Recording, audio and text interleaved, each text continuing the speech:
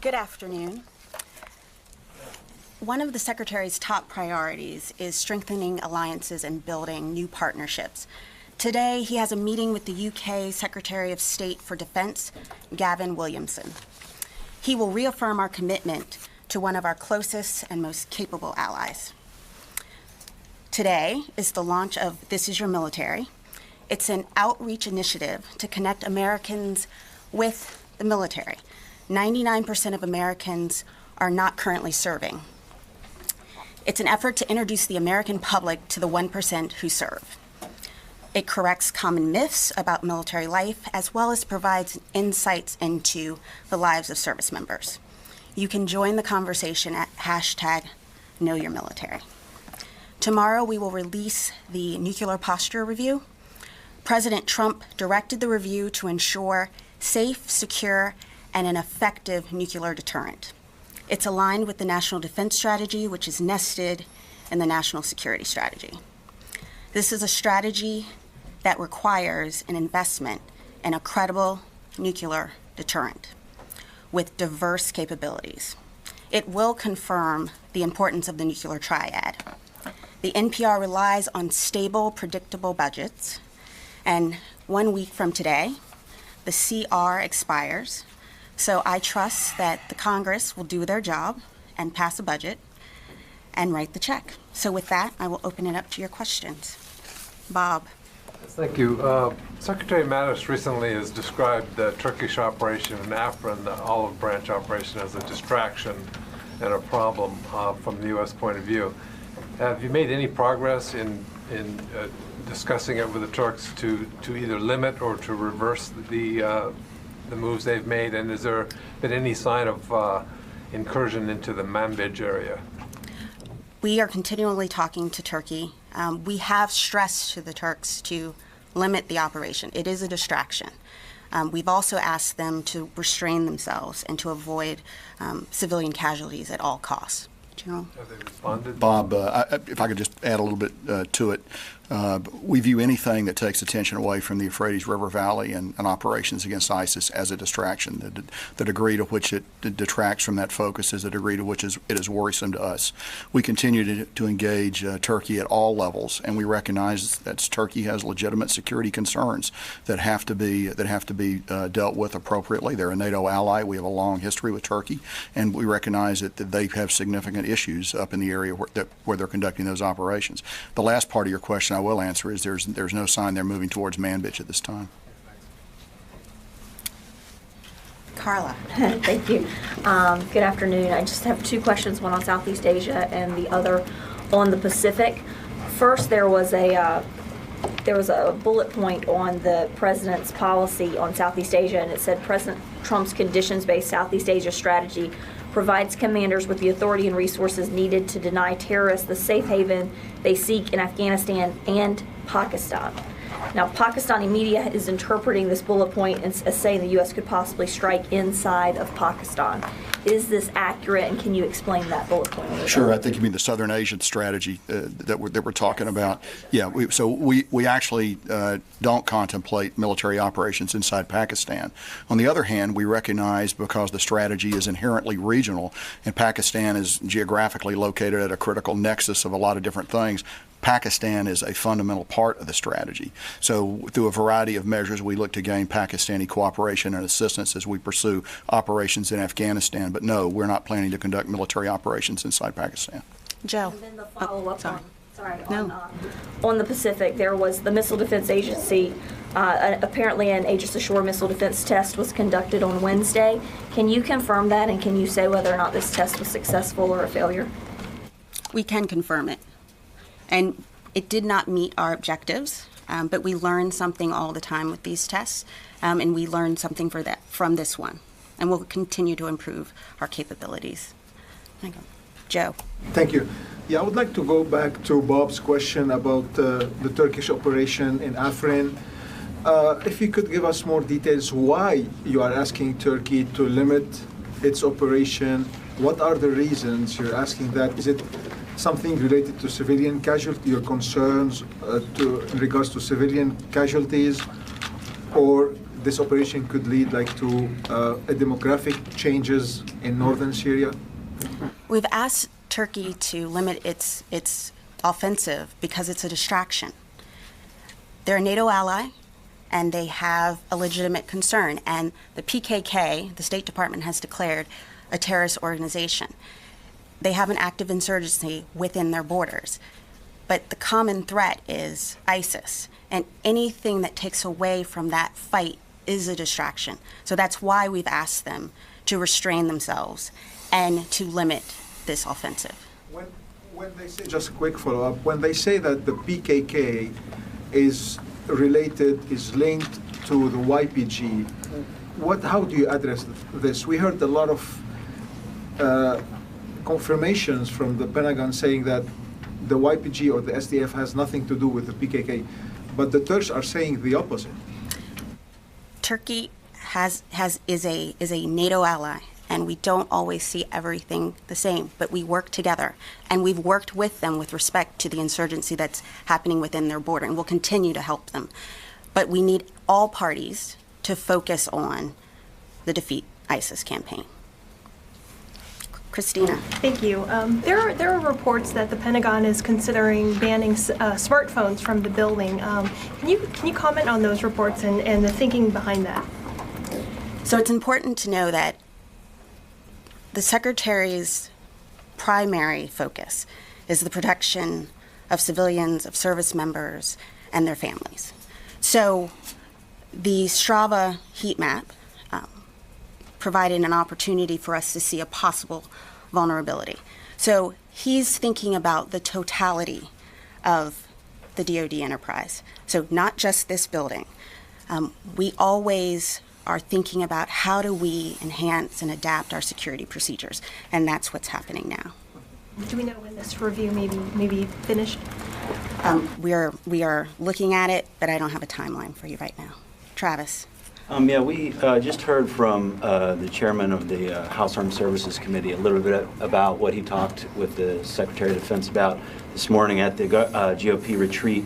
I was wondering if you could more clearly and directly articulate what his message was to lawmakers, especially because we're almost certainly will not get a budget next week, and we'll end up with another CR that could last for several more weeks, maybe longer. Well, I'd like to be more optimistic that they could pass a budget. The Secretary has outlined, as he has in testimony, that continuing resolutions are no way to run the military. It's a lot of uncertainty. It's wasteful, 3 weeks at a time, a month at a time, 6 weeks at a time. It's wasteful. Our goal is to maximize every dollar that's entrusted to us. We can't do that on a continuing resolution. So the Secretary's message was pass a fully funded fiscal year 18 budget. Barbara, in the back. Two questions, one on the event in West Virginia this morning and a follow-up on cell phones. On the event in West Virginia, the Secretary has repeatedly said he doesn't do politics. He's about the defense of the country. He could have chosen to brief any lawmakers at any time here in Washington.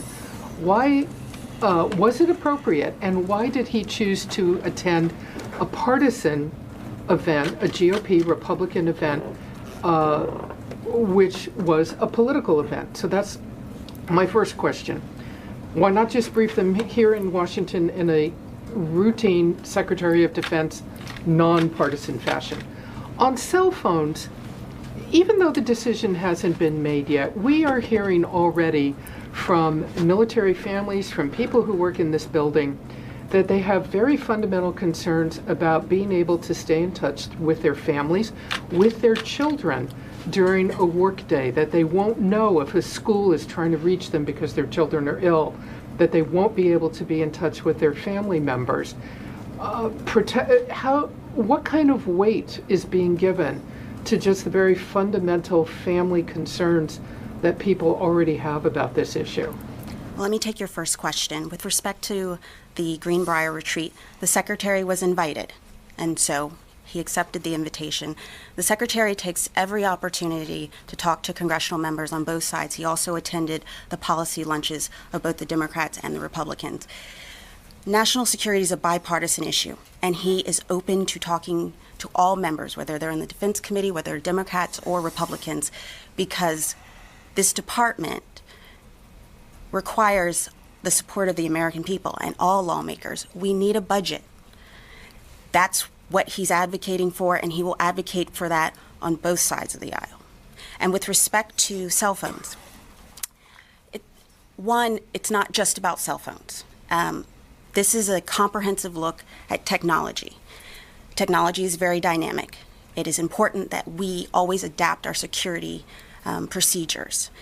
With respect to the workforce, the Secretary's primary interest is to ensure that we are all safe and that we are all secure.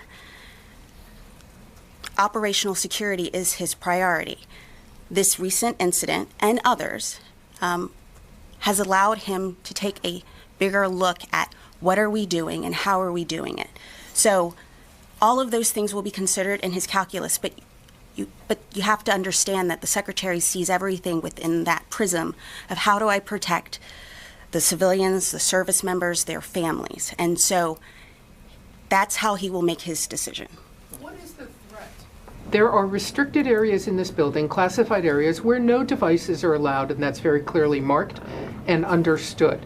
For the workforce of some 20,000 people that come in and out of this building every day, 2/3 of which come by metro and have no place to leave their phones and have fundamental family concerns now with no answers, what is the threat that a cell phone poses in this building, not in a classified secure area? What is the threat? Again, it's not just about this building. I want to be clear about that. It's not just about the Pentagon. The Secretary is looking across the DoD enterprise. That heat map brought up a potential vulnerability. So he's taking a comprehensive look at our security measures, what we can do, mitigating factors, and of course he will also consider the concerns of the workforce. But his top concern is to ensure that the workforce... I don't need to beat a horse here, but what is the threat that cell phones pose in Again, any... it's not about just cell phones. It's about electronics. Okay. I'm asking about cell phones, because this is the common consumer device that I venture the vast majority of people at military bases and DoD buildings have. What is the threat? I'm just curious. What is the threat that they pose outside of secure classified areas in what would be a very typical office environment? What is the threat? I think, one, we have to talk about, it's not about just cell phones. It's about electronics. It's about GPS-enabled electronics. It's a wide array of electronics that we're looking at. You have to also consider the fact that we have been attacked. Bases have been attacked. Information is power. And our adversaries have used information to plan attacks against us. And so no decision has been made yet, but we are looking at a comprehensive review of how we deal with electronics. Can I just follow up on that? Sure, Jamie. This is really a hot button issue. And I'm just wondering, why is it so difficult to provide some assurance to the workers in this building that among all the reasonable security enhancements that you'd be looking about with electronic devices, that among those is not likely to be a blanket ban that requires everyone to leave their phone in their car when they come into the building, so that they'll be able to do the things that Barbara talked about. You know, I was in the building on September 11th when it was attacked, and I can just imagine being here without having any personal communication device. As I'm sure you know, phones aren't used for phoning, for calling people these days. They're used for everything else, including two-factor security, verification. And it just seems like of all the things that you could be looking at, and I know you're looking at a whole range of things that many people would just see as perfectly reasonable, the thing that has people alarmed is that they don't have any assurance that among those is not some draconian, unreasonable ban, blanket ban on cell phones. So why can't you provide some assurance to them that their lives aren't going to be turned upside down by some new policy? Because it's all under review. right here. Thank you very much, Madam. Two questions, please. As far as U.S.-India military-to-military relations are concerned, right now, Prime Minister Modi's government just yesterday introduced the national budget, including the defense budget. And recently, Prime Minister Netanyahu from Israel was in India, and they have signed number of security and counter-terrorism issues between the two countries. What is the role of the U.S. as far as India, Israel, and India and U.S., this triangle, as far as fighting against terrorism or military-to-military relationship? Well, our relationship with India is multifaceted. India is helping with respect to the South Asia strategy. They've provided a tremendous amount of developmental aid. They've also offered to help with aviation maintenance.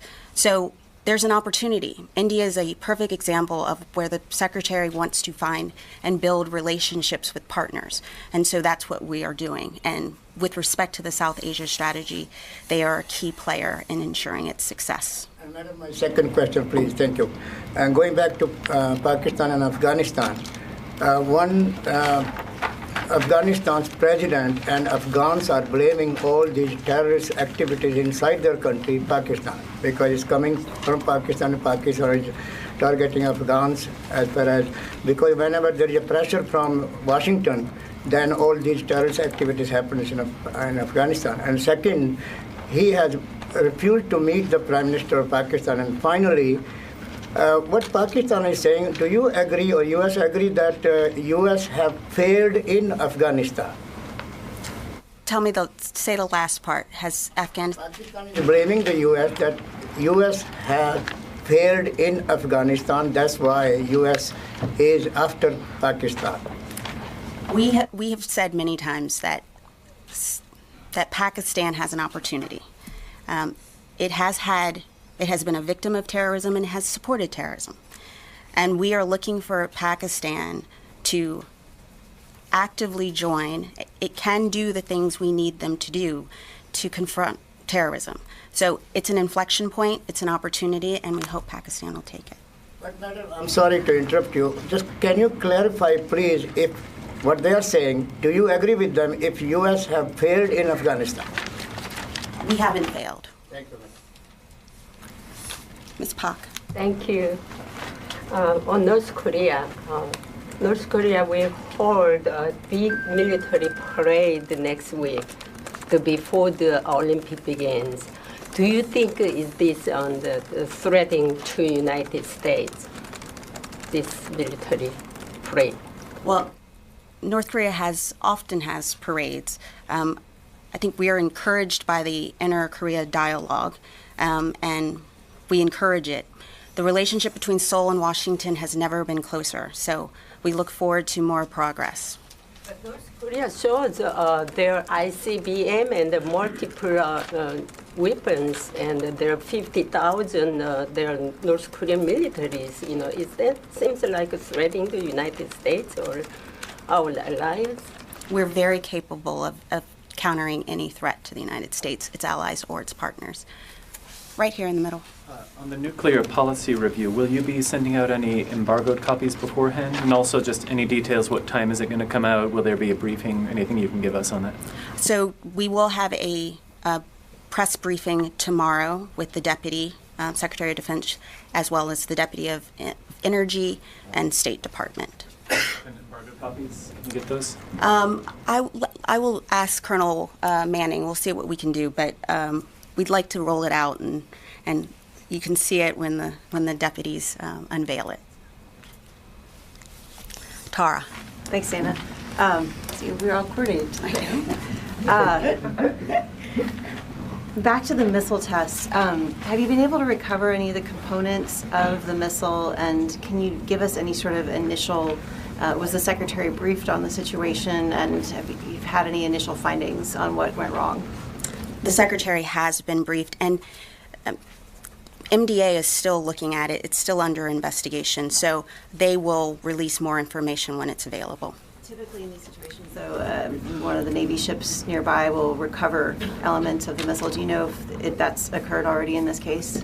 It's a standard practice. It's probably ongoing. I can't give you the specifics of it, but it's been less than 48 hours since the test. So you're right, it is a standard process, so I believe it would be happening in this case as well. Okay. And then on a separate topic, NBC reported that the number of Taliban in Afghanistan is actually significantly higher than some of the initial numbers we got, as many as possibly 60,000.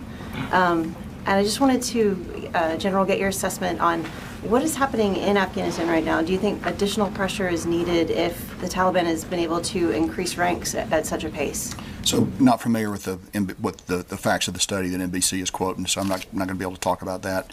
I would tell you that we're in the process of executing a new approach that's part of the South Asia strategy. As you know, that we've flown additional forces in to a level of approximately 14,000. But actually, more important than the numbers are is the approach that we're going to use, which is to aggressively mentor, advise, assist, and support our Afghan partners. But the difference this time, and I think it's a key difference, is it is the Afghans who are doing the fighting. Americans are at risk, and unfortunately there are probably going to be continued American casualties in this campaign and coalition casualties from our allies and partners. But the organizations that are doing the fighting are uniquely Afghan, and that actually represents a substantive change over much of the last 16 years of war in Afghanistan. So I think we've got to give it a little time to play out. I recognize, as you do, a high-profile attack in Kabul certainly gets headlines, it certainly draws attentions, but I would not draw any general conclusions from those attacks. Would the number of Afghan fighters, or excuse me, the number of Taliban fighters in Afghanistan be a metric that this department closely tracks as maybe a leading indicator of things going better, things getting worse? It would be. I don't know that I'd agree with the number that you quoted. Just a follow-up to that, General. Is it a coincidence that this rise in attacks in Kabul happened weeks after the Pentagon decided to suspend $900 million in military aid to Pakistan? The Taliban is desperate. They're murderous, and they attack innocent civilians. As the General said, these were flashy, but it shows their disparity. But no connection to cutting off the aid?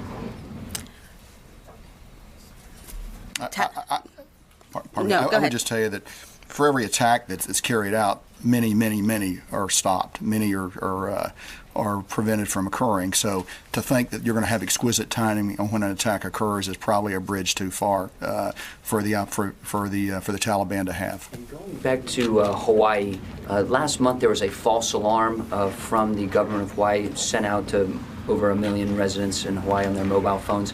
Is the Pentagon doing any kind of review with the Pacific Command, maybe setting up some kind of hotline or maybe some kind of override button to prevent this from happening again, or at least taking so long to correct?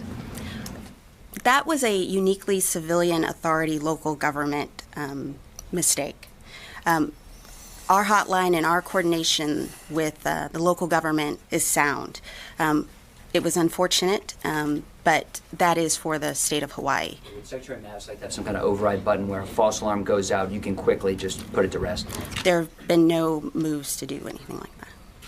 Bob. I'll just follow up on the General's comment about the Taliban strength. You said you wouldn't agree with the 60,000 estimate. What number would you agree with? What is the approximate number? Sure. I think it's not as useful to actually give a number as to just talk about the degree of control of different areas of the countryside. And we think that when you look at that metric, I think we're actually in a pretty good place. I think we'd say around 60% of the country is controlled by the government.